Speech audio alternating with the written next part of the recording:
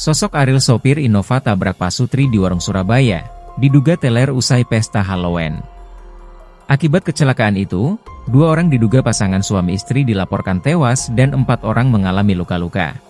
Dalam keadaan teler, Ariel mengendarai mobil Toyota Innova dengan plat nomor W1168CQ. Remaja berusia 18 tahun asal Sendang Sahar Sumenep itu menabrak sebuah warung makan di pinggir Jalan Kedung Doro. Akibat kecelakaan tersebut, 2 orang tewas setelah terjatuh akibat ditabrak mobilnya. Insiden itu terjadi pada Jumat, 1 November 2024, pagi sekitar pukul 4 WIB persis di depan Mitra 10. Pemilik warung bernama Usmanto bercerita jika ia masih ingat betul detik-detik kejadian, ia melihat 2 pelanggannya tewas setelah warungnya ditabrak. Menurutnya, pagi itu ada beberapa orang yang sedang makan di warung nasi sambelan miliknya. Awalnya Usmanto beranjak dari warungnya dan hendak membuang sampah.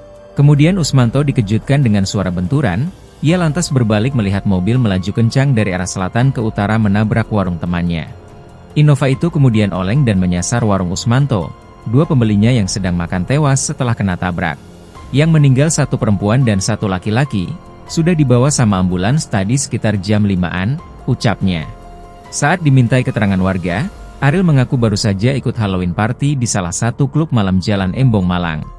Kecelakaan tersebut kini ditangani Laka Lantas Polrestabes Surabaya. Sopir langsung diamankan dan para korban dilarikan di RSUD Dr. Soetomo.